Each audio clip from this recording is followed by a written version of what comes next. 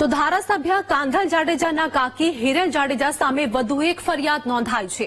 પોરબંદરમાં સાયબર ફ્રોડની હિરલ જાડેજા સહિત 6 સામે ફરિયાદ નોંધાઈ છે। બેંકના ખાતા ખોલી સાયબર ફ્રોડ કર્યો હોવાનો ફરિયાદમાં ઉલ્લેખ કરવામાં આવ્યો છે। સાયબર ક્રાઇમ પોતે ફરિયાદી બની અને નોંધી સાયબર ફ્રોડની ફરિયાદ એટલે કે 14 ખાતા ખોલીને વિવિધ રાજ્યોના લોકો સાથે છેતરપિંડી કર્યાની ફરિયાદ નોંધાઈ છે। પોરબંદરની કોટક બેંકમાં 35.70 લાખ 5 ખાતામાં મેળવીને સગે વગે કર્યા હતા। કર્ણાટક, ઉત્તર પ્રદેશ, આંધ્રપ્રદેશ અને ગુજરાતમાં 4 કરોડનું પણ ફ્રોડ કર્યું હોવાનું સામે આવ્યું અને હિરલ જાડેજા હાલ અપહરણ અને ગોંધી રાખવાના કેસમાં પણ જેલમાં બંધ છે। બેંકની અંદર હિરલબા જાડેજા અને એના અન્ય સાથીદારોએ કેટલાક નાના માણસોના બેંક એકાઉન્ટ ખોલાવી અને આ એકાઉન્ટની અંદર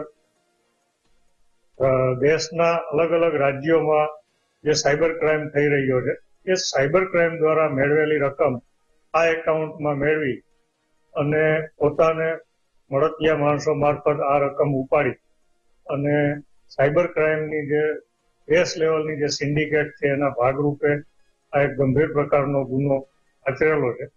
જેથી આજે હિરલબા પુરાભાઈ જાડેજા અને એના અન્ય સાગરીતો હિતેશ ભીમાભાઈ વડોદરા, પાર્થ ચોંગેલા, મોહન રણછોડ વાજા, અજય મનસુખ ચૌહાણ અને રાજુ મેર આમ 6 લોકો વિરુદ્ધ અમે આઈપીસીની કલમ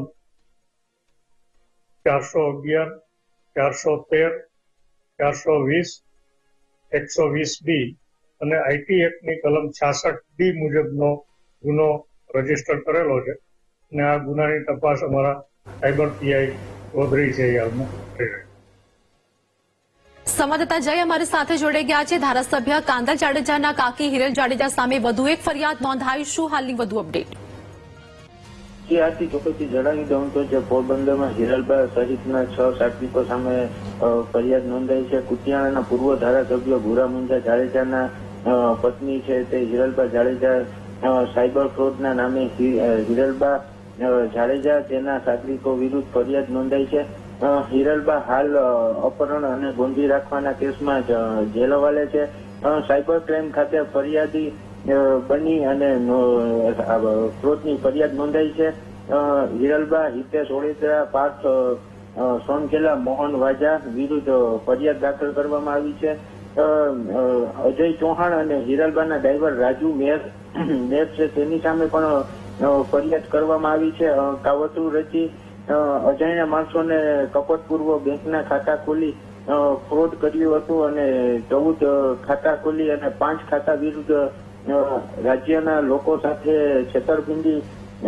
છેતરપિંડી કરવામાં આવી હતી। કર્ણાટક, ઉત્તર પ્રદેશ, આંધ્રપ્રદેશ, તામિલનાડુ અને ગુજરાતના 4 કરોડનું ફ્રોડ કર્યું હતું।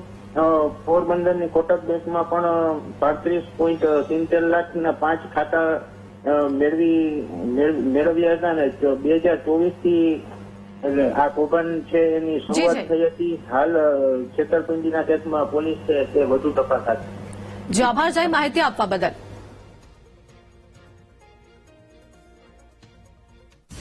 સમાચાર